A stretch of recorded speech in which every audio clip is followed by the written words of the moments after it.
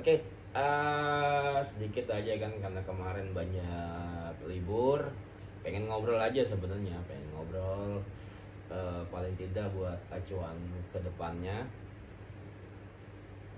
buat teman-teman yang baru yang 2024 ataupun Mas Agus dan yang lain-lain yang dari 2022, apa sih yang dirasakan dalam latihannya atau dalam futsalnya, ada nggak pengaruhnya, atau mungkin ada yang mau ditanyakan sebelum kita masuk ke bagaimana mendesain drill latihan. Karena kalau kita langsung masuk ke topik mendesain drill latihan tapi teman-teman lupa pembahasan yang awal yang melatar belakangi juga nantinya, itu akan kesulitan. Jadi seakan-akan membuat drill itu sulit sekali itu.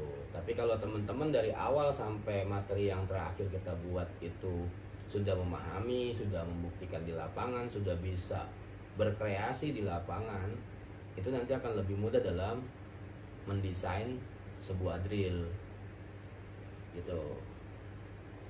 Silakan yang mau ditanyakan dulu sebelum kita ke sana, karena penting banget buat melangkah lebih jauhnya gitu. Jangan nanya skripsi ya, ntar Rizal nanya skripsi lagi.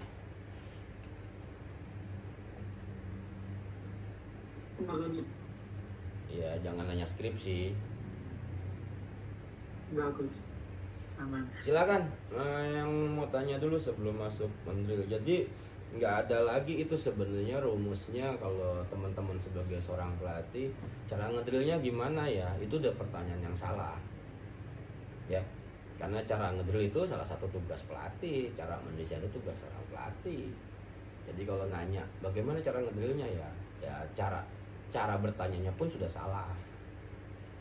Kebayang nggak maksudnya Mas Agus? Iya guys, Itu ya. artinya belum tahu, setelah menganalisa tahu apa yang harus benahi, lalu setelah itu modelnya gimana kan harus tahu tuh Ya. salah seorang pelatih. Ya gitu ya. Jadi sama seperti arsitek misalkan, katakanlah Mas Agus arsitek, terus saya minta tolong sama Mas Agus tolong bikinin saya rumah. Mau rumah yang kayak gimana? Ya saya siap dengan segala konsepnya, dengan segala cara mengukurnya, kan begitu, dengan materialnya, dengan tema-temanya, karena kita sebagai seorang arsitek. Jadi kita bisa buatkan itu bangunannya. Begitu. Ya. Ada koridor-koridornya yang mesti dipahami. Gitu ya. Jadi sebelum berangkat lebih jauh, padahal ini mendasar banget sih cara mendesain drill ya. Slide-nya mah sudah ada, cuma saya nggak mau bahas dulu kalau teman-teman belum memahami, belum ada apa yang dirasakan selama ini dari sesi kelas kita. Jangan-jangan malah nggak ada progres, atau jangan-jangan malah bingung, atau nggak ada perkembangan sama sekali. Ya bisa jadi cara belajar kita yang salah, jadi saya yang salah dalam menyampaikan gitu. Apa kira-kira yang mau ditanyakan dulu sebelum nanti akan lebih mudah masuk ke sesi mendrill desainnya kalau teman-teman paham. Tapi kalau nggak paham sama sekali dari materi sebelumnya, wah itu ampun-ampunan nanti. Saya bisa pastikan kalau itu. Ya mungkin juga teman-teman masih kebayang bahwa ngedrill itu harus menggambar dengan training unit, training plan ya. Jumlahnya berapa, materinya apa, coaching pointnya apa. Betul, ada betulnya, ada juga nggak pasnya. Nanti bisa kita bahas. Gitu. Silakan yang mau tanya dulu, kita ngobrol dulu sebelum masuk. Intinya kita coba buat pengantar atau rangsangan sebelum kita masuk ke mendesain drill. Karena saya nggak mau nanti lagi teman-teman SBF nanya cara ngedrillnya gimana, tapi teman-teman sudah bisa menganalisa drill, membuat pesanan drill apapun bisa buat ya, termasuk perbedaan metode dan kelemahannya masing-masing juga harus tahu. Terus regulasi variabelnya apa aja harus tahu. Itu akan buat enteng. Kan saya sering cerita kalau di AMFC kita nggak pernah nyiapin drill, kita nggak pernah ngegambar. Karena kenapa? Karena kita tidak di posisi yang ideal.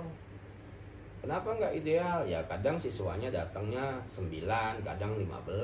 Apa bisa dengan siswa yang tidak menentu, yang penuh ketidakpastian, terus kita pastikan di kertas? Bisa nggak? Lalu bagaimana kita mau ngedrillnya? Kan gitu jadi pertanyaannya.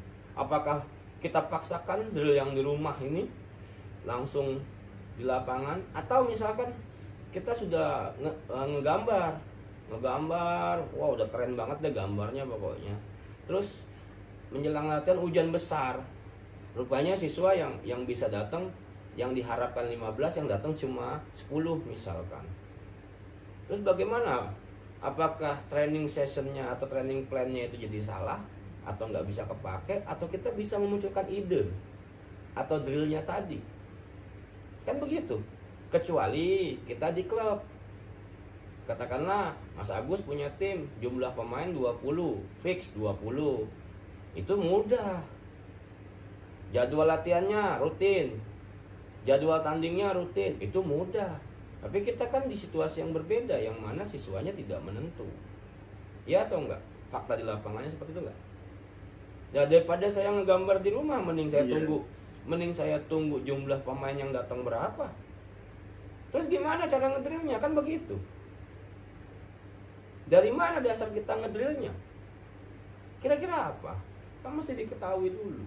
Variabel apa yang bisa kita seret untuk menjadi sebuah drill? Pertimbangan apa yang kita buat untuk membuat drill? Pertimbangan apa yang ditarik untuk membuat drill? Kan begitu. Atau kita hanya sebatas mengcopy drill di Instagram, di YouTube, lalu pindahin ke lapangan. Atau ujuk-ujuk kita bikin skema paralela kayak yang di sana itu kan.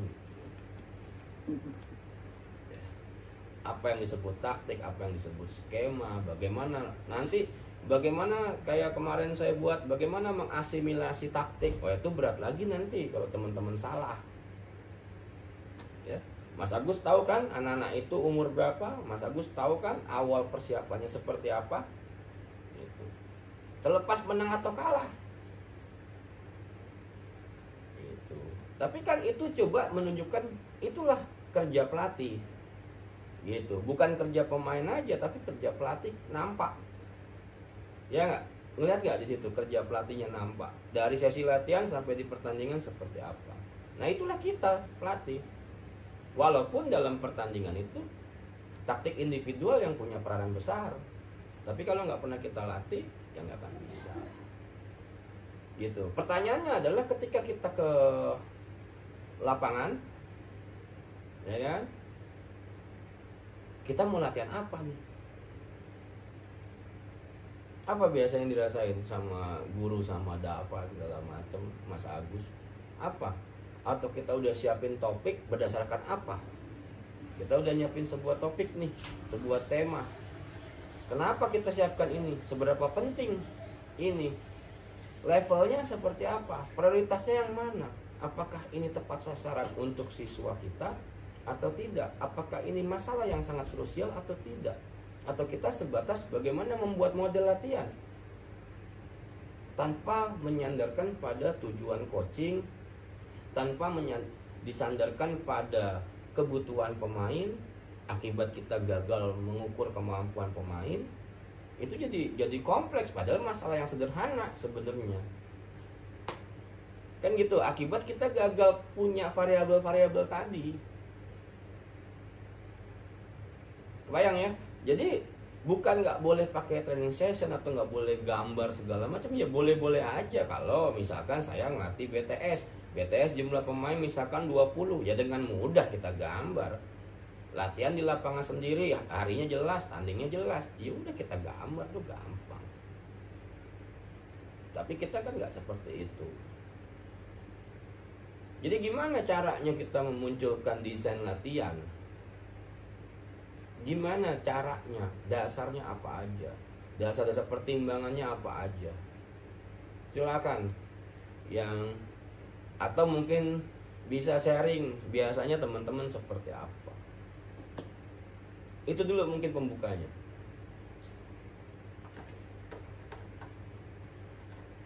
Apakah teman-teman ambil tiru modifikasi, ambil tiru pelajari, atau ambil tiru peketiplek, kan nggak tahu.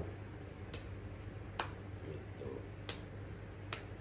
Silakan Mas Agus, silakan yang lain juga. Coach, siapa mau? Ya Coach. Silakan. Ya, Bismillahirrahmanirrahim. Assalamualaikum warahmatullahi wabarakatuh. Coach, Dava ini kan lagi di pertandingan AAF ini udah pekan ke-8 ya Coach ya, udah mau masuk putaran kedua. Nah, biasanya yang misalnya contoh cuman waktu dalam 1 minggu gitu ya, 1 minggu persiapan atau misalnya menjelang week-week selanjutnya, itu Dava suka lihat anak-anak itu misalnya kekurangannya ini. Nah, berarti nanti yang kita analisa atau misalnya kita bikin untuk latihannya ini, apakah diperbolehkan Coach atau seperti apa ya? Ya boleh aja, kenapa enggak? Dasarnya kan dari situ, artinya kan memang kekurangan kemarin. Terus, tapi apakah kekurangan itu kelengkap atau tidak? Ya. Sesuai dengan kebutuhan dia atau dasarnya atau tidak? Jangan-jangan kelengkap, itu kan mesti clear dulu. Ya. Gitu. Mungkin kita ngeliat satu momen, misalkan katakanlah, oh anak ini salah syuting misalkan. Dalam teknik syuting, teknik itu bisa nggak dibenarkan dalam waktu 1 minggu? Kan nggak mudah. Gitu. Terus rupanya bukan syutingnya, tapi karena misalkan karena tekanannya, pressure-nya itu bisa beda. Rupanya karena misalkan kemampuan koordinasi dia yang mengakibatkan tekniknya jelek. Atau misalkan kita tarik ke belakang karena kemampuan dia sebelum terima bola. Atau karena kualitas passing temennya yang tidak bagus. Jadi itu harus benar-benar clear. Di mana di antara itu yang paling mendasar? Ya. Gitu. Apakah itu bisa nanti dibuat dalam satu drill bersamaan? Ya bisa-bisa aja. Tergantung kelompok-kelompoknya, tergantung levelingnya. Nah, pelatih ini harus tahu kadar setiap drill untuk bisa naik 1 level. Ketika pemainnya nggak bisa, ya turun 1 level, persis di bawahnya 1 level. Itu yang berat kalau kita nggak bisa ngukur. Rizal, Dava, Mas Agus, dan yang lainnya. Ya kalau kita sama, saya juga sama. Makanya pertanyaannya kan kemarin waktu di grup, kira-kira dari masalah pertanyaan ini apa sih yang akan saya latih hari Senin, kan begitu. Ya kita nggak bisa yang jauh-jauh. Ya udah cukup masalah itu, paling tidak masalah itu terobati, ada perkembangan, ya mereka ke depan bisa berkembang. Itu yang penting. Ketika teman-teman datang ke lapangan dengan situasi yang tidak normal dalam artian tidak seperti di klub, kita nggak pernah tahu siswanya ada berapa. Ya, teman-teman harus kuasai. Misalkan mau ambil topik apa, masalahnya kemarin masalah syuting misalkan. Syuting itu terkait apa aja sih? Bagaimana sih melatih syuting? Bagaimana membreakdown elemen-elemen syuting? Syutingnya seperti apa? Pilihan tipe syutingnya seperti apa? Gitu. Itu yang penting. Lalu yang selanjutnya, bedakan antara melatih teknik dengan taktik. Ya. Itu. Lalu juga teman-teman harus tahu nanti ada variabel-variabel dalam mendesain drill. Kurang lebih ada 6 nanti. Lalu yang selanjutnya, kaitkan juga drill teman-teman terhadap kultur, itu penting. Lalu kaitkan dengan yang namanya sifat dan karakteristik olahraga futsalnya. Jangan salah. Kalau kita melatih futsal berarti ini soal bagaimana saling berhadapannya ada yang namanya sifatnya olahraga terbuka, bukan tertutup. Mereka saling berhadapan antara antara orang dengan lawan, berhadapan ya, bukan samping-sampingan. Itu bahwa olahraga kita ini sangat perseptif. Ini saya sambil review yang ke belakang ya, bukan eksekusi dulu. Bahwa kita ini juga bukan olahraga yang mengulang-ulang mekanik, bentuk pengulangan gerak, tidak. Bahwa kita ini olahraga yang penuh, sangat penuh ketidakpastian, kita tidak pernah bisa pastikan. Artinya sangat perlu persepsi yang bagus, makanya disebut sangat perseptif kan. Nah, bagaimana meningkatkan keputusannya, kualitas keputusannya. Lalu juga kalau kita kaitkan dengan salah satu metode, bagaimana melibatkan semua struktur yang terlibat dalam tubuh manusia, yang ada dalam tubuh manusia. Gitu. Jadi beda-beda. Nah, kalau kita kondisi seperti itu, paling enggak udah bisa ngedrill. Oh, butuh drill seperti ini, coaching pointnya ini major coaching pointnya, ini minornya misalkan. Ada minornya pasti dalam sebuah drill. Ada major, ada minor sebenarnya. Iya, Ya. sedikit-sedikit. Nah, yang diutamakan apa, yang sedikitnya tuh apa tuh ada. Atau cukup dengan tujuan latihannya apa sih yang dicapai. Gitu. Jadi dalam mendrill itu bisa enteng, bisa enggak. Enteng itu ketika kita sudah tahu, misalkan cirinya orang sakit flu itu apa sih. Oh, untuk menggambar rumah, katakanlah rumah Jawa tuh bagaimana sih. Oh, harus ada begini-begini. Kalau bangunan harus 3 lantai itu harus bagaimana. Kita mau bangun rumah 3 lantai itu apa aja yang diperlukan. Bagaimana keseimbangan rumahnya, kiri kanannya. Itu berapakah jumlah anak tangganya, nanti kan udah tahu semua capaian-capaiannya nanti. Jadi mendrill itu semua dikaitkan ya. Tapi dalam futsal ini berbeda dengan olahraga tertutup. Itu contoh yang pertama itu, kalau kita memakai metode analitik itu ada kelemahannya. Analitik itu lebih banyak pengulangan gerak, lebih banyak koreksi juga nanti. Itu cocok untuk teknik tuh. Kalau analitik itu seperti yang ada di AFC level 1 tuh, itu analitik. Gitu caranya. Ya, nanti ada global. Global itu yang menggabungkan 4 komponen dari performa pemain. Nanti ada yang namanya integral training. Itu seperti apa. Nah, olahraga kita ini kalau mau menghasilkan pemain cerdas, ya berarti kan harus modelnya kognitif model. Bagaimana futsal ini dilatih dengan kita membuat soal. Gitu. Mereka mengatasi masalah dengan cara mereka sendiri-sendiri nanti. Karena kemampuan interpretasi setiap anak, kemampuan tingkat cemas setiap anak, kemampuan motor setiap anak beda-beda. Paling tidak setiap anak mampu memberikan jawaban atas situasi yang kita set up. Bukan diseragamkan. Gitu. Tapi kita buat koridornya, bahwa kita mau main dengan seperti ini loh.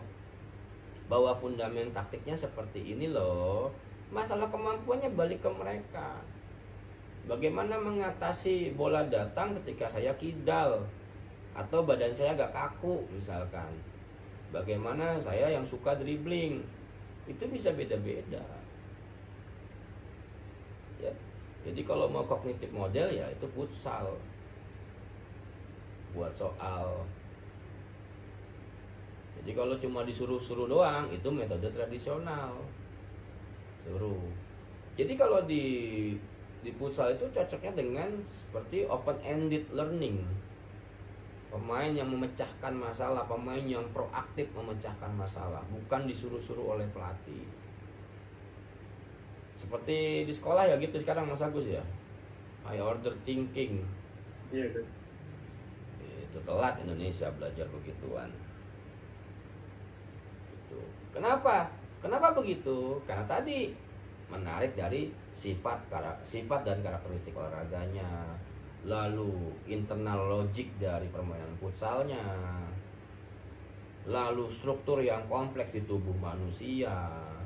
Nanti bisa diolah lagi tuh struktur itu, ada skalanya nanti. Bagaimana ketika itu semua struktur dilibatkan dalam sebuah drill, itu walaupun cuma 2 menit capeknya ampun-ampunan. Karena semuanya yang ada dalam tubuh manusianya dilibatkan. Kebayang nggak? Teman-teman capek badan dan pikiran, lebih capek mana? Ayo. Badan dan pikiran. Ya dong. Nah, pemain kalau dibuat begitu aja 2 menit aja, capek nggak tuh? Iya, Mas. Ada berapa struktur yang terlibat? Ada rasa emosinya nggak nanti? Udah gitu disuruh mikir lagi, udah capek disuruh mikir, disuruh gerak yang benar lagi. Wah, gimana? Harus cepat ngambil keputusan, harus solutif di situ. Kebayang ya, itu bisa nggak dalam sebuah drill? Bisa terjadi nggak? Bisa kan? Berat nggak? Kebayang beratnya nggak? Iya. Nah, itu drill yang berat, ada drill yang ringan. Kan gitu. Contoh yang cuma passing-passing doang. Kalau passing-passing itu dia mikir nggak?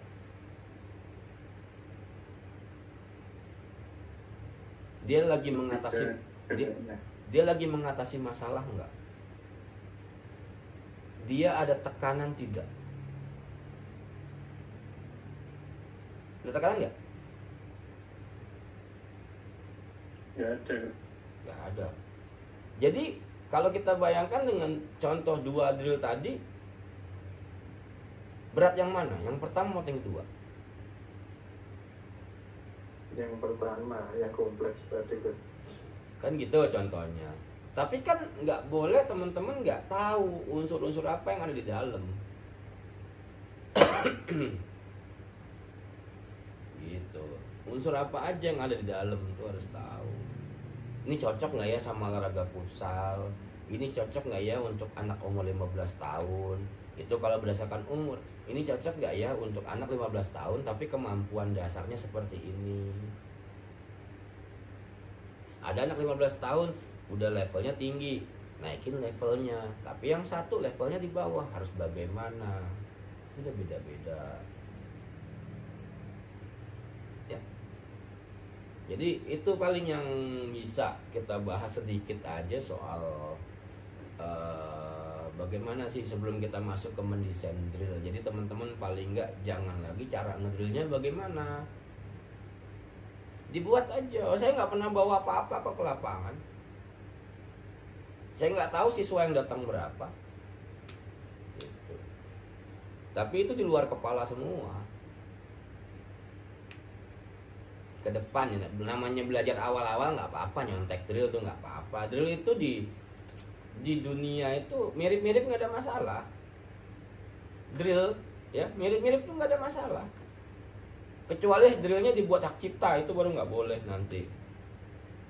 Ya, itu baru nggak boleh. Ini drill buatan saya loh, nggak boleh di-copy. Baru nggak boleh tuh. Kalau ada yang ketahuan ngedrill pakai drill saya bayar 5M, saya somasi. Nah, itu repot baru kayak gitu. Ya kan? Selesai kalian 5M saya somasi. Gitu. Jadi drill itu similar.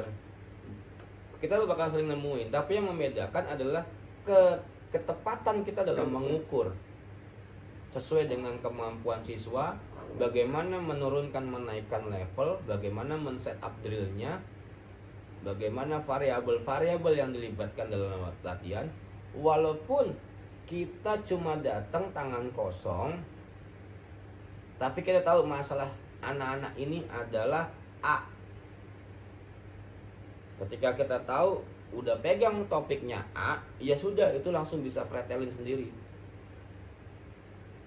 Jadi gitu Mas Agus atau yang lain. Kalau kita datang ke lapangan, saya udah tahu masalah anak-anak misalkan kontrol. ya sudah. Dalam kontrol ini turun semua tuh, langsung keluar tulisannya. Ini nggak kelihatan ya? Nggak kelihatan ya? Ah, belum keren laptop kalian, handphone kalian. Ini ada tulisannya sini, nggak kelihatan? Nggak ada. Ya nggak ada lah, nggak ada. Maksudnya tuh kebayang. Oh iya, hari ini kontrol nih anak-anak, karena kemarin seperti ini kejadiannya. Ini harus dibenerin. Apa aja kita breakdown dalam kontrol, ada ini, udah jadi gambar, jadi drill. Gitu. Beda kalau kita tuh jumlahnya jelas, kita tahu targetnya dari hari ke hari apa yang mau dinaikin, itu beda lagi. Gitu. Jadi lebih banyak pemecahan masalah. Penting. Sebenarnya saya sudah mau coba upload video hari Senin kemarin ya. Udah coba upload, cuma dari tadi gagal mulu. Nggak tahu kenapa. Jangan di copy sih, kalau di copy kena 5M kalian sama saya. Ya, tenang aja Mas Agus, asimilasi taktik itu. Asimilasi taktik. Itu, jadi boleh pakai analitik, boleh pakai, kalau hanya untuk benerin teknik analitik, bisa juga semi analitik, itu bisa juga dengan global yang memasukkan semua komponen, bisa juga integral training, itu bisa. Itu tergantung juga dengan alat yang kita punya. Kenapa nanti ketemu, kenapa kita pakai area misalkan 20 kali 14, kenapa di area sini wajib kanan, kayak gitu, kenapa di sini wajib kaki kiri, ya. Asal kita tahu setiap komponen yang melekat pada tujuan latihan kita. Kalau tujuannya meningkatkan kualitas taktik individual, apa aja Mas Agus kira-kira nanti pertimbangin. Saya pengen tahu, kita tes kompres sekarang. Kalau yang salah langsung saya kick dari Zoom dan grup.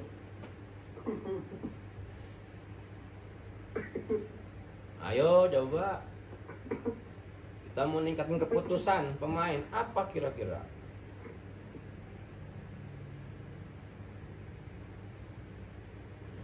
Kalau nggak di rumah dia nggak baca catatan. Ya, dari faktor-faktor penunjang persepsi dan pengambil. Ya, apa? Faktor penunjang persepsi dan pengambilan keputusannya itu guys. Apa? Dari situ yang kemarin sudah sama-sama kita pelajari sambil di flash materi kemarin kan, dari pandangannya dan ya lalu lateralitasnya, artinya faktor-faktor. Satu lagi apa? Satu lagi apa? Satunya peripheral vision guys. Oke, lumayan. Apa lagi? Jadi artinya apabila belum benar di situ, nanti kan pengaruh. Putus-putus Mas Agus. Putus-putus. Kalau mereka dalam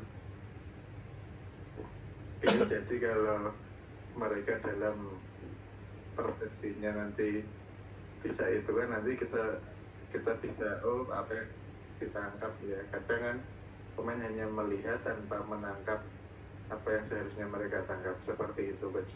Oke, kenapa mereka harus menangkap? Kenapa mereka harus dimulai dari persepsi? Dan pengaruhnya apa dengan 4 hal tadi terhadap persepsi dan keputusan?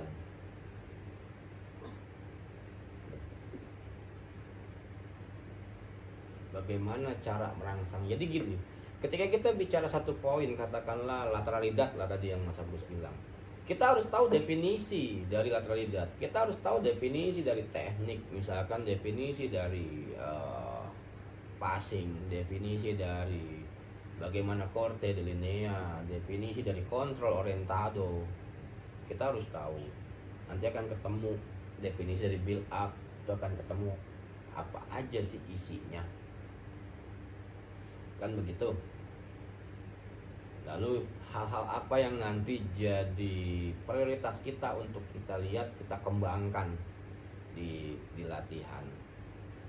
Yang selanjutnya ketika paham definisinya secara keseluruhan, ciri-cirinya, lalu yang selanjutnya itu adalah apa pengaruhnya di pertandingan, gitu.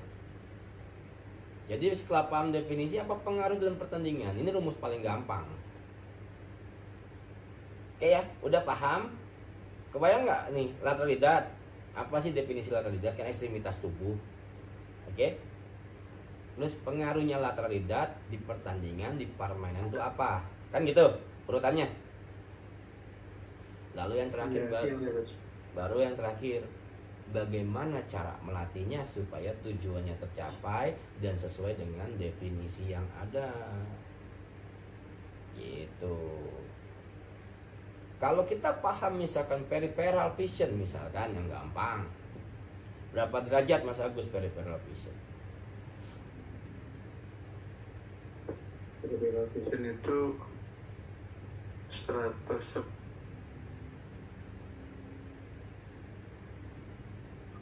putus Mas Agus. 18 sampai 110 derajat, Coach. 110 derajat bener. Ya, 18 sampai 10 derajat. Oke. Yang paling gampang rangsangannya apa? Yang gampang ketangkap dengan warna kan gitu. Berarti pemakaiannya bisa dilihat pakai pandangan samping. Untuk ngerangsangnya berarti gimana caranya kalau warna? Ya salah satunya dengan apa? rompi. Dengan rompi. Kan gitu. Bagaimana dengan penggunaan 3 rompi? Boleh nggak? Ada nggak dulu saya 3 rompi? Kan gampang. Kalau ada budgetnya beli rompi, kalau nggak ada ya buka baju, kan gitu. Kan gampang jadinya ngedrill ketika tahu definisinya, tahu pengaruhnya dalam permainan, faktor apa nih yang mau kita naikin? Oh, lateralitat, ya udah. Oh, peripheral, ya udah. Bagaimana penggunaan kaki lemahnya? Gampang. Oh, mereka harus memainkan kedua kaki kan? Contoh supaya kedua kakinya bergerak bagaimana? Pertama, misalkan ruangannya diperkecil. Gitu. Sentuhan dibuat wajib kaki lemah misalkan, atau dibuat aturan. Ini contoh ya, dibuat aturan. Setelah kalau misalkan terimanya kanan, maka passingnya harus kiri. Boleh nggak? Boleh nggak kayak gitu? Boleh, Coach. Boleh. Ya kan? Akhirnya dia selalu menyesuaikan posisi badannya sesuai dengan kemampuan ekstremitas tubuhnya. Tapi pengaruhnya apa? Dalam lateralitat harus tahu dulu. Apa pengaruhnya? Ayo, jangan buka contekan. Gimana mau bikin drill dadakan kalau buka contekan? Ayo, jadi definisi pengaruh, oke? Tujuannya bisa disitu juga. Lalu bagaimana cara mendrillnya?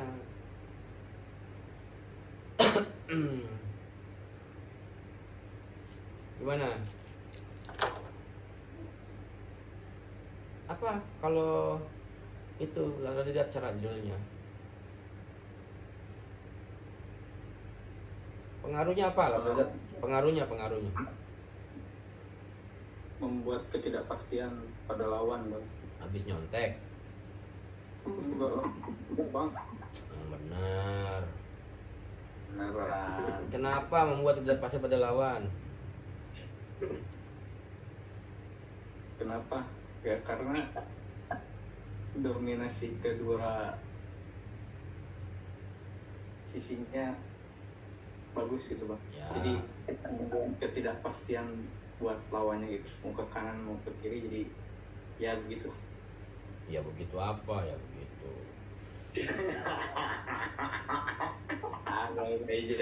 aja. Ya kan?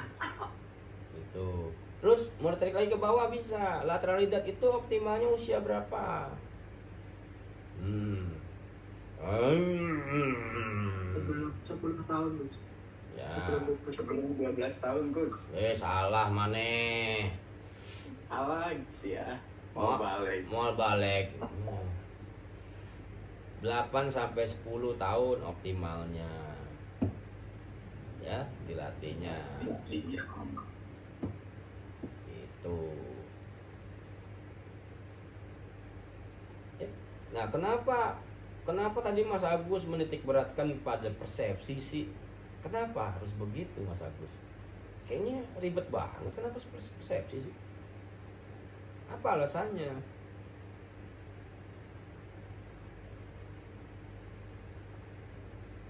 Malah guyui. Hilang. Seri wae mana teh? Gus Agus. Kenapa? Ada yang bisa bantu? Kenapa sih harus persepsi?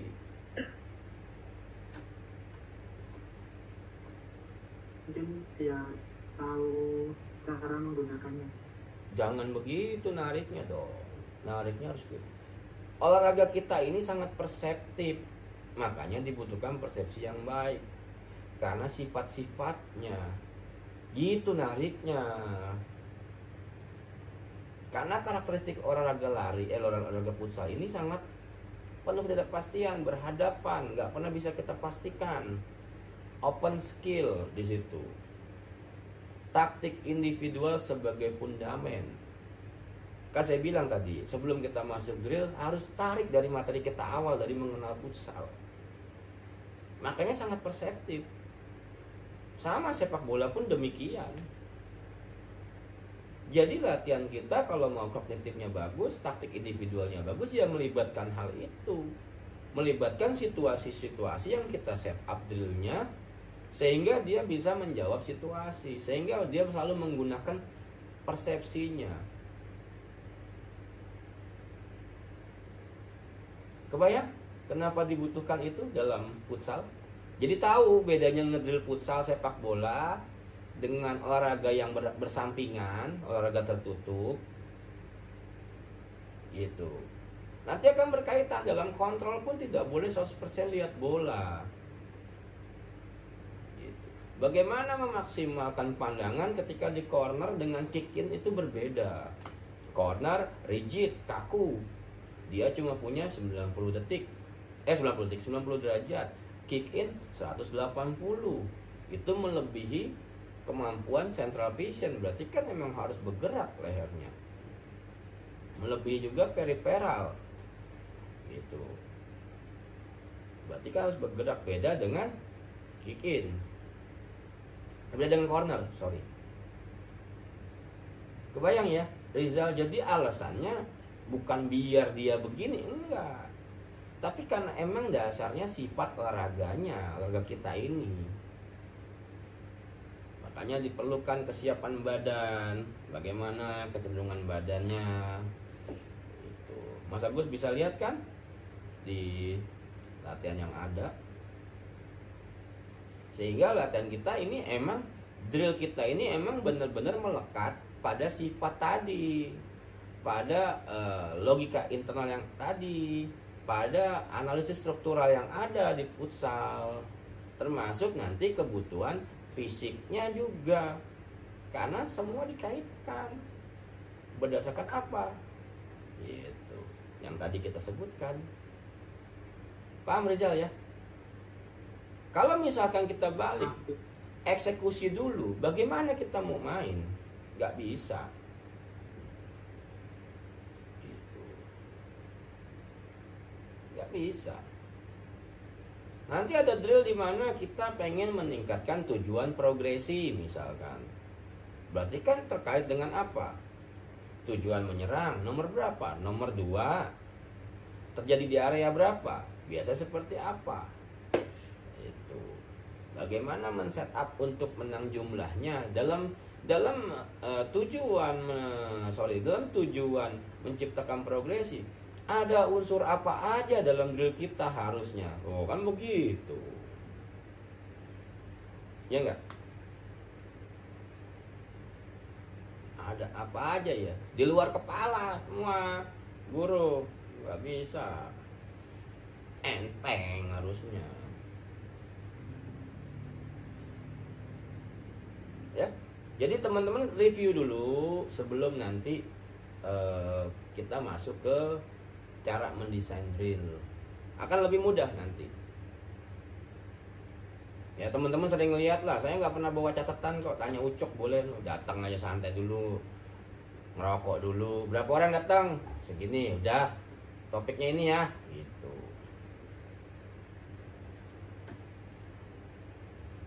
Karena kita juga pengen ada setiap sesi itu udah progresi dong pastinya kan. Ada perkembangan pemain kan, ya nggak?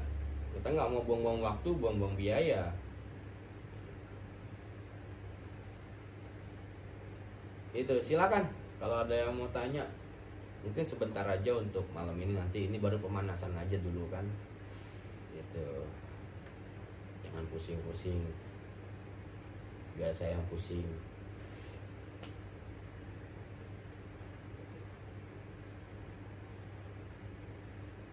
Ya. Jadi boleh, misalkan kita mau niru drill orang, boleh, tapi tahu ngukurnya, ngukur itu drillnya. Ini drillnya misalkan drillnya orang Brazil nih, apa sih drillnya? Oh ini maksudnya nih gini. Kita modif yuk. Nggak masalah. Yang penting bener apa enggak. Dan nggak semua drill yang ada di sosial media, di YouTube, mau itu orang bule yang buat, tidak semua drill itu relevan dengan kondisi kita, dengan kemampuan pemain kita. Enggak. Kita bisa modifikasi. Yang penting kita tahu prinsip-prinsipnya dalam membuat drill. Kita tahu drill ini cocok nggak buat anak-anak umur segini. Kita tahu drill ini cocok nggak untuk meningkatkan kemampuan taktik. Drill ini cocok nggak dengan kemampuan motor pemain kita. Itu.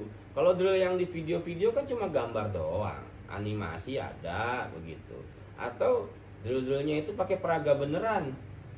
Lah peraganya coba pakai peraga kita, bisa nggak? Ya, nggak apa-apa, drill mirip-mirip orang tuh nggak ada masalah. Tapi kita tahu, jeroannya tahu, dasarnya nih orang bikin drill ini apa nih, berapa meter ini buatnya, kenapa begini nih, gitu. Poinnya apa aja yang harus disorot nih. Jadi kemampuan membreakdown elemen itu harus tahu, mengukur kemampuan pemain, kelebihan dan kekurangannya harus tahu. Ya. Menguasai teknik pengajaran pedagogi juga harus bisa. Gitu. Menguasai seluruh konsep dan dari teknik itu juga harus tahu. Kita mau benerin passing itu ada apa aja sih coaching poinnya? Coaching point itu kan capaian kan, poinnya kan, bener nggak? Tapi untuk mencapai coaching point, teman-teman harus bisa membreakdown tujuan tersebut. Itu harga mati. Katakan lagi nih, salah satu tujuan atau coaching point dari passing apa sih? Akurasi lah ya, gampang ya. Bener ya? Bener nggak Rizal?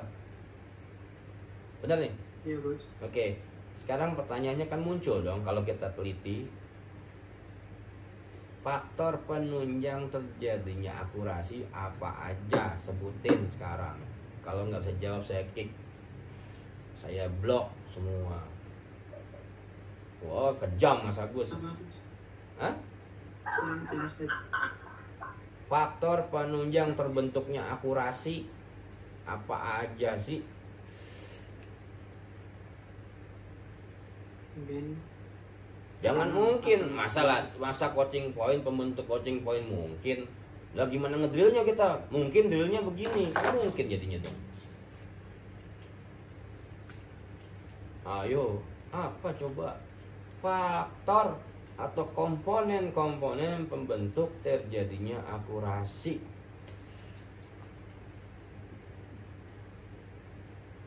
pandangan coach.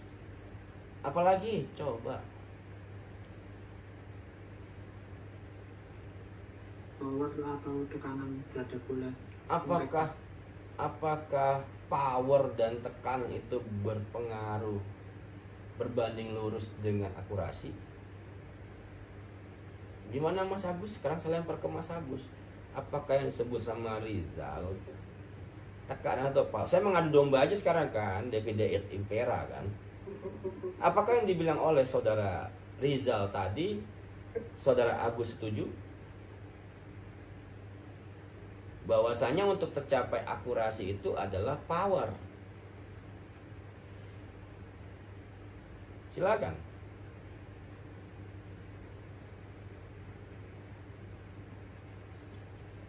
Wah, lawannya ngelek lawannya. Nah, mungkin jadi saya setuju saya setuju terkait yang pandang internetnya. Saya setuju terkait yang pandangan tadi. Lalu setelah itu geraknya harus benar dulu, artinya akurasi itu akan dapat sampai atau dapat tercipta apabila geraknya sesuai. Kalau kita bicara teknik itu kan terkait dengan biomekanika, walaupun mungkin kita belum memahami secara detail yang benar seperti ini. Tapi paling tidak gambaran terhadap teknik itu kita ada perkenaan bolanya, lalu gerakan badannya seperti apa pada saat melakukan passing itu. Dan juga kalau saya pernah mendapatkan itu kan pasti selalu ada awalan, lalu saat perkenaan lalu ada gerak lanjutannya. Kalau dari sisi tekniknya seperti itu. Oke. Awalan dari sebuah passing bagaimana Mas Agus? Mas Agus yang ngomong awalan tadi. Awalan itu kan posisi tubuhnya, ancang-ancangnya mungkin gampangnya. Jadi bagaimana sih agar awalan itu nanti dapat memfasilitasi si pemain itu dapat melakukan passing itu dengan nyaman. Oke. Saat awalan itu terjadi, otot mana yang bekerja, yang terjadi kontraksi? Bagaimana cara mengidentifikasinya bahwa otot itu berkontraksi di bagian itu? Awalannya baru ya? Iya, Mas. Apakah awalan itu berpengaruh langsung terhadap akurasi? Kita sekarang masuknya bukan kelas sinau bareng futsal, tapi filsuf futsal kita masuk. Berpengaruh, Mas. Taunya dari mana? Gimana awalan itu?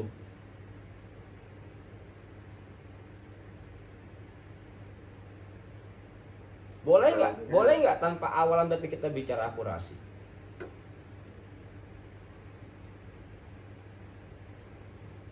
Tapi kalau awalannya nggak benar itu kan nanti nggak akan maksimal. Artinya biasanya akurasinya tidak sampai, tidak tercipta nanti. Oke. Saat awalan, otot mana yang berkontraksi?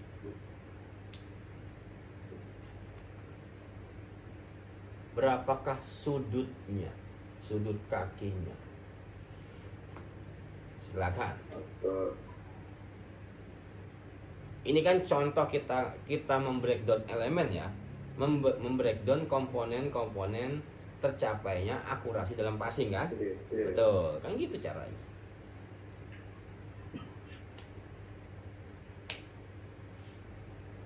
Silakan. Kalau amalan itu kan kurang lebih agak menyiram lebihnya 45 derajat. Artinya menurut saya itu posisi yang ideal nanti untuk mengambil awalan terkait passing, walaupun tidak mutlak. Artinya dalam kondisi permainan pun kan posisinya mungkin sulit atau mungkin ada tekanan lawan di situ. Tapi idealnya itu agak menyiram gitu. Jadi nanti biar memfasilitasi gerakan pada saat impact-nya passing-nya itu. Iya, otot apa yang berkontraksi saat awalan? Saat awalan kan mengambil langkah, jadi tungkai bagian bawah itu tuh. Yakin. Yakin. Yakin tungkai bagian bawah. Coba angkat kakinya, mana yang kontraksi, siapa yang tahu, rasain coba. Tuh, kalau kita ngangkat kaki, kalau saya sih yang kerasa paha Mas Agus, depan atau belakang ya gitu. Masa dikodein sih. Depan gitu. Ya, apa namanya depan? Namanya quadriceps. Tuh. Ingat dikit-dikit. Tuh, kan? Masa masih saya yang bongkar? Wah, gimana? Kalau belakang namanya apa? Belakang hamstring gitu. Hamstring, quadriceps. Pas di pertengahan, pas perkenalan, bagian mana yang kontraksi? Apakah quadricepsnya masih berkontraksi? Kalau perkenaan kan misalkan ya di bagian jalan, nanti yang itu tuh. Ya, Tapi nama ototnya lupa gitu. lagi dirasain tuh. Apa? Tibia masa?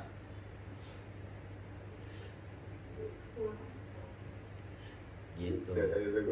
Ya itu kan kalau kita lebih ke dalam ya. Itu kan kalau lebih ke dalam. Paling nggak kita secara umum tahu. Kalau kita yang bukan basicnya seperti saya, basicnya bukan seperti Mas Agus gitu. Saya nggak perlu tahu quadriceps segala macam sebenarnya kan. Tapi kelihatan gerakannya salah. Saya tahu ini harus dibenerin, nggak harus tahu namanya, ngerti ya maksudnya ya? Gitu. Ya kan? Saat perkenaan itu apa sih yang dikunci, bahasa gampangnya? Kalau bahasa gampangnya, tapi kan kalau bahasanya orang yang ngerti kan kontraksi apa sih? Apakah bagian lututnya ketika berkena itu yang dikunci atau bagian ankle juga? Gitu. Jadi tahu, oh penyebab anak itu nggak akurat, passingnya apa? Kenapa? Gitu, penyebab passingnya tidak akurat itu apa? Jadi nggak bisa lagi Rizal cuma jawab powernya kurang.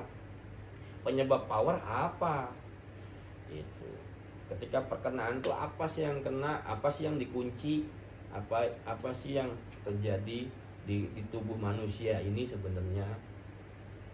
Lalu bagaimana kaitan tangan sebagai penyangga keseimbangan karena kita bekerjanya dengan single leg, betul? Bagaimana keseimbangannya? Bagaimana kemampuan core-nya? Bagaimana posisi bahunya? Dipertimbangkan nggak untuk menghasilkan tendangan? Ya kan? Hukum Newton berapa itu tadi? Oh, kan?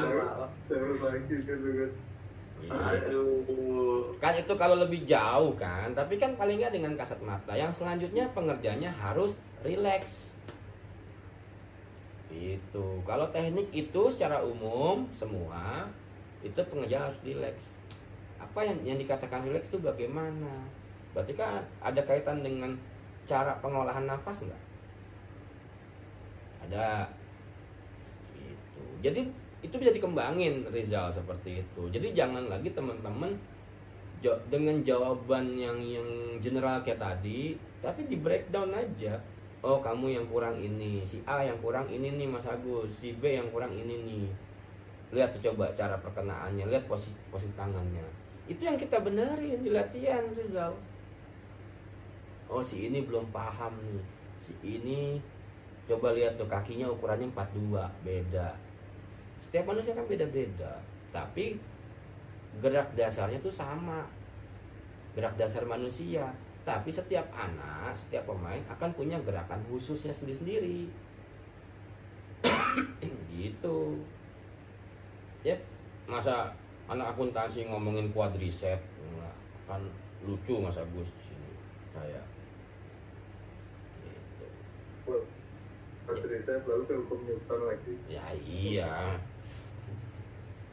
Oke ya, itu contohnya. Kalau nggak, oh akurasi. Jadi nggak bisa kita, daripada kita sibuk menyalahkan pemain, salah tuh passing kamu, ya kita lihat oh rupanya emang pengaruh dia di sini. Nanti ada batasan nih Rizal, Mas Agus, dimana misalkan anak itu nggak bisa passing, misalkan pengaruhnya dari saraf. atau di pinggangnya dia, itu udah bukan ranah pelatih. Kebayang ya? Kebayang nggak? Misalkan dia punya cedera di pinggang, katakanlah, itu sama akibatkan akurasi passingnya jelek, itu sudah bukan ranah pelatih, ranahnya fisio, kayak gitu. Jadi harus tahu. Ya. Kenapa harus ngebuka tangan, menjaga keseimbangan. Terus bagaimana kerja tangan dengan tendangannya, iramanya bagaimana, ritmenya bagaimana, itu penting. Ya. Baru ngobrol santai aja udah sampai segitu Mas Abu. Jadi kita lebih banyak bagaimana menguliti satu kata deh ya. Apalagi ngebahas kontrol direct sama kontrol rentado, nanti nangis orang, jangan. Itu Zal, jangan cuma powernya. Kalau power mah ningkatinnya pakai strength. Tapi kalau tekniknya salah, sudutnya salah, fase-fase 3 fase dalam menendangnya salah, ya nggak akan jadi. Itu. Ya.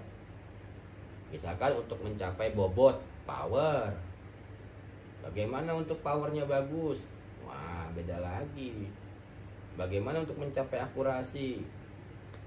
Pandangan perlu. Kalau power doang, bobot doang, perlu pandangan nggak? Nggak juga. Tapi dikatakan passingnya berhasil apa enggak, butuh pandangan. Itu. Ya, jadi kurang lebih begitu untuk malam hari ini. Jadi semua aspek dikaitkan, diingat-ingat kembali sebelum nanti kita masuk ke sesi mendesain drill. Ya. Bagaimana sih sifat olahraganya? Oh begini, bagaimana sih struktur yang ada dalam tubuh manusia? Oh ini. Bagaimana sih struktural taktiknya? Oh ada ini. Gitu. Nanti akan terkait semua dalam drill kita. Jadi ketika kita ketemu satu topik, oh jalurnya ke sini. Misalkan untuk bicara finishing, oh ada bagaimana penambahan kecepatan, bagaimana ada presisi, bagaimana ada tiang kedua, bagaimana melatihnya, bagaimana pengaruhnya, itu harus ada faktor-faktor apa aja yang ada dalam finalisasi. Itu ruang lingkupnya finalisasi. Itu di area mana sih biasanya terjadi itu. Faktor apa lagi? Misalkan keterlibatan orang ketiga, tertiary ombre atau third man, itu ada dalam finalisasi. Apalagi yang harus ada dalam finalisasi? Tembakan ke gawang, oh harus ada. Jadi ada ruang-ruangannya, area-areanya yang mau kita latih, kita tahu. Jadi begitu. Misalkan saya jadi pelatihnya Rizal, datang ke Boyolali. Hari ini kita latihan finishing ya. Udah ada semua di kepala. Bahwa ruang lingkup finalisasi itu ini loh. Kebayang nggak maksudnya? Rizal kebayang nggak? Ada ini. Tinggal kita lihat yang datang berapa orang ya, bolanya ada berapa ya, alatnya ada apa aja. Udah gitu doang drillnya. Kalau drill yang bukan situasi normal, bukan di klub ya. Itu. Ya, kebayang ya. Kan sebenarnya gampang-gampang susah. Cuma kalau kita bongkar semua kan nanti berat. Ya Mas Agus ya, sampai ke fisika nanti kalau kayak gitu. Gitu. Ya, Felix tidur ya? Aman coach. Aman. Tuh. Ya, jangan sampai malam-malam banget lah, saya mau istirahat. Sekarang saya bobonya cepat. Jangan begadang mulu, nggak bagus, kata dokter. Kan kata dokter, bukan kata saya. Ya, ada lagi nggak untuk persiapan kita masuk ke mendesain drill? Izin tanya coach. Biar mudah-mudahan baru tanya. Ya udah tanya dah. Kaitannya dengan drill tadi kan, mungkin feedback itu kan juga penting. Karena di daerah saya itu susah sekali untuk mancing feedback anak-anak tersebut. Oh. Terus kenapa? Jadi kita kan udah pendekatan lewat mungkin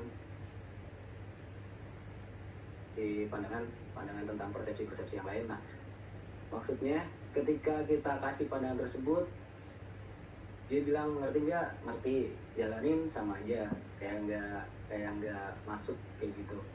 Terus Mungkin konsentrasinya kurang. terus Terus akhirnya efeknya itu di latihan berikutnya itu dia kayak sama aja gitu, nggak ada perubahan dan lain sebagainya. Soalnya dia hanya iya aja gitu. Oke. Terus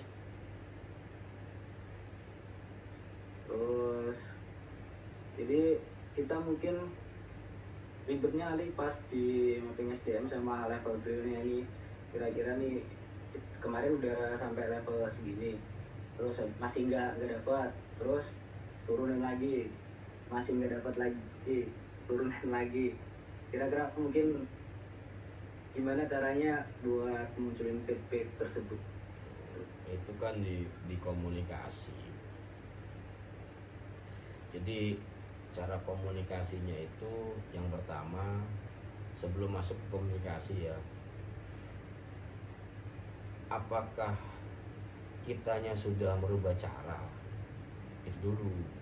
Kalau pertanyaannya ngerti nggak, itu kan bisa bercabang. Antara anak itu ketakutan, kebayang nggak di sini? Benar nggak Mas Agus? Kalau di kelas kan gitu ya, ngerti nggak? Ngerti Pak? Padahal nggak kan gitu. Nah untuk memastikan gitu, kitanya yang merubah cara. Misalkan tadi apa yang kamu lakukan? Kenapa kamu melakukan itu? Kan cuma untuk feedback kan. Yang penting kita tahu alasan dia. Kalau alasan dia ini salah, berarti dia belum paham. Gitu. Kita lurusin lagi, kita arahin lagi. Dari cara dia menjawab soal aja, kalau dia belum paham pasti salah, pasti nggak ketemu jawabannya kan, berarti belum paham. Atau kita tanya balik arahnya, tadi kita latihan apa sih? Nah, dia berupaya menjawab. Interpretasi dari setiap anak itu berbeda-beda gitu. Kalau langsung kita tanya ngerti nggak, ya ngerti, ngerti kok gitu kan jawabannya, sambil kencing di celana gitu kan, ngerti kok.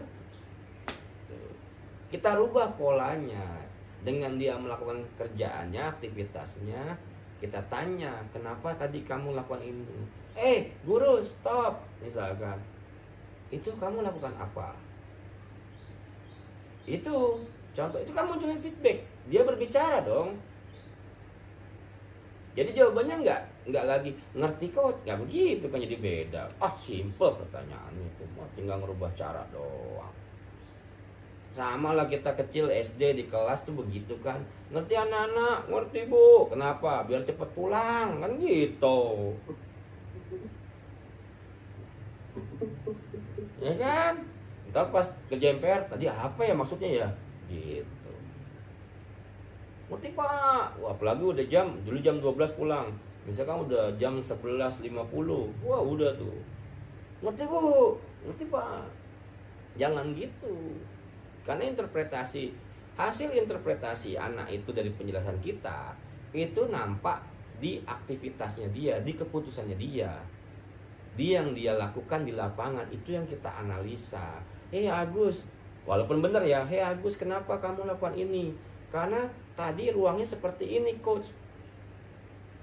Berarti dia membaca permainan. Rizal, kenapa kamu lakukan shielding di sana? Padahal kan kamu bisa seperti ini misalkan. Karena gini. Berarti dia punya alasan untuk aktivitasnya. Itu. Jangan dibilang ngerti nggak? Iya aja, ya nanti. Gak bakal ketemu. Kan tolak ukurnya itu adalah kualitas keputusan kan, bukan bagaimana iya, ngerti, iya, paham. Tolak ukurnya kan dari yang dia putusin di lapangan kan. Dari situ dirubah caranya aja. Cara komunikasi dirubah. Makanya pemain yang harus proaktif. Biasanya kalau saya setelah mereka menjawab soal saya stop. Oke, kumpul semua gitu. Kalau saya seperti itu. Tadi kalian paham nggak drill ini? Contoh satu. Yang kedua, kalian nggak menjawab nih soal yang saya buat. Kan tadi aturannya boleh begini, kenapa nggak kalian ambil? Gitu. Itu contoh saya buatnya kayak gitu. Misalkan saya buat 20x20 dengan aturan begini. Nah, kalau dia memahami aturan drill yang saya buat, maka dia akan coba memecahkan dong. Ya nggak Mas Agus? Iya, Gus. Kan saya buat soal, rupanya, dan saya kan tahu jawabannya. Kita buat soal tahu jawabannya dong. Ya nggak? Rupanya nggak ada yang ngejawab. Masalahnya apa? Dia belum paham soalnya. Makanya biasanya terjadinya progresi setelah saya sekian menit kan baru ada progresi kan? Kalau kalian lihat di video saya, ya itu begitu caranya. Di awal sengaja salah, biarin aja. Coba nih soalnya, mengapa kita main 20x20 3 sentuhan? Kenapa di area segini kalian harus 1 sentuhan misalkan? Ya jawab gitu. Atau rondo atau small set game. Small set game deh, gak usah rondo. Kalian main 7 lawan 7 lawan 7 dengan rampe berbeda ya. Oke. Tapi sentuhannya segini. Habis dari passing ini, kamu harus ke warna ini. Kalau ini kerebut, warna ini. Kalau kamu bisa 10 perpindahan, maka yang defense di iniin gitu misalkan. Itu contoh kalimat-kalimatnya ya. Ketika dia bisa mencapai tujuan yang kita harapkan dengan soal tadi, berarti dia paham. Gitu. Teman-teman bisa pernah lihat small set game saya awalnya kacau balau? Pernah lihat? Itu karena dia nggak paham, guru. Belum paham, baru saya masuk. Bang, baru terjadi progresi. Iya nggak? Jadi jangan harus selalu ngerti nggak, mau sampai kapan juga susah. Ngerti kok, siap. Daripada bilang nggak ngerti, salah saya. Nggak masuk line up nanti. Kan pikirannya begitu pada. Ngerti dulu aja yang penting kedengerannya kan. Jadi caranya yang harus kita banyak, kita harus lebih kreatif dengan cara kita komunikasi. Itu. Ada anak yang gesturnya tuh cemasnya tinggi. Pendekatan saya beda dengan anak itu. Ayo kamu nggak mau kan dipres kayak kemarin? Nadanya pun saya beda dengan anak itu. Kamu tahu kan koordinasi kamu jelek seperti itu. Ayo cari caranya yang cocok sama kemampuan kamu sekarang. Gak usah jadi orang lain. Walaupun dia sepupu dari Rio Pangestu. Gitu. Ya. Jadi kalau mau naikin ya dari situ. Kasih dia coba menjawab soal. Kalau dia nggak paham, kita tuntun. Dari soal yang kita buat, kita tuntun. Biar dia coba menjawab dari arah manapun menjawab soal itu. Itu cocok untuk olahraga futsal yang bicara dengan teknik taktik. Gitu. Oke, jelas? Udah jam 3 nih. Gitu. Paham ya Rizal ya? Guru paham ya? Siap. Gitu. Makasih. Dari situ kita tahu anak ini belum paham ini, kita yang turunin level. Anak ini udah mulai paham, kita yang naikin level. Faktor apa aja yang membuat dia nggak paham, bagaimana tingkat kepercayaan diri dia di lapangan, bagaimana hubungan dia satu sama lain antar pemain, itu juga perlu diperhatikan. Kalau untungnya anak-anak ini di IMFC ini mereka kadang sering diskusi ketika di pinggir sama temennya, malah bercandaannya tuh bercandaan bego lo tadi salah begitu, harus begini ya gitu. Artinya kan senang saya dengernya, mereka sudah bisa bicara walaupun umurnya 2008 Mas Agus. Kalau temennya salah dia ketawa, oh harus gini nih, goblok lo gitu.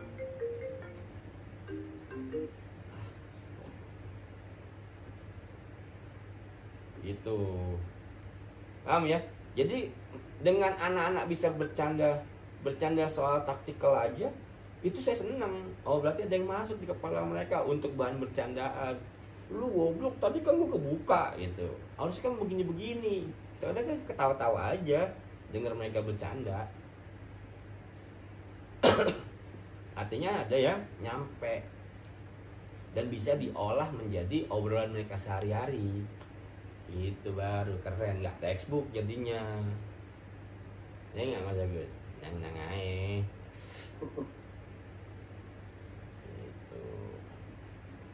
Itu jangan seperti apa namanya, kamu ngerti, siap salah, siap perintah, beda. Ini kan bukan angkatan. Senior selalu benar, nggak gitu juga. Siap. Itu ya. Coba dirubah caranya guru, jangan gitu mulu. Ngerti nggak? Ngerti nggak? Ngerti kok, jawabannya ngerti mulu.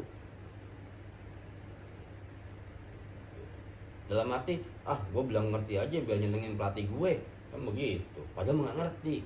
Besok mah ulang lagi materinya, sama aja. Jadi mereka yang proaktif kita buat. Segala tindak tanduk dia kalau paham dengan materi kita itu akan tercapai progres. Tapi kalau nggak berarti dia belum paham. Belum paham, kita pertanyakan kenapa kamu membuat ini, kenapa kamu melakukan passing seperti ini. Sama seperti misalkan Mas Agus misalkan lari, keputusannya lari ke ruang misalkan. Benar, keputusannya benar, lari ke ruang, katakanlah ruptura ya. Stop, Gus Agus. Kenapa kamu tadi lari ke ruang? Ini benar, keputusannya benar dan sangat tepat. Bukan cuma benar ya, sangat tepat pada situasi itu. Tapi kita stop, kita pertanyakan, boleh nggak? Boleh.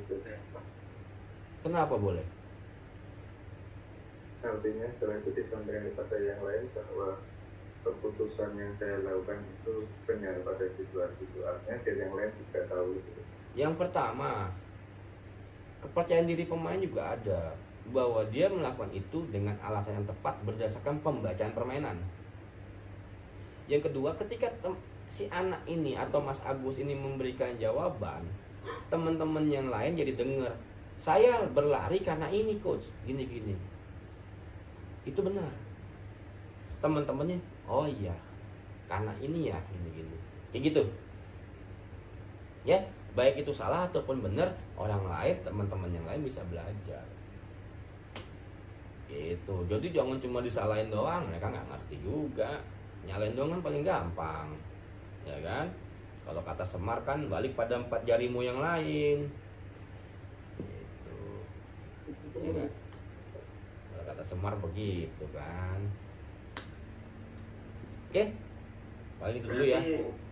Apalagi? Berarti feedback itu juga apa namanya, tergantung mental juga ya coach? Ya iya, kalau mentalnya mereka gampang down, cara kita yang kita rubah sedikit, atau tingkat kesulitannya kita buat, itu bisa juga. Nggak semua sama kan, tapi bedain. Kalau kita mencari pemain profesional, ya mentalnya harus yang bagus, tingkat cemasnya nggak tinggi. Tapi kalau siswa biasa kan nggak bisa kita seragamin, iya dong.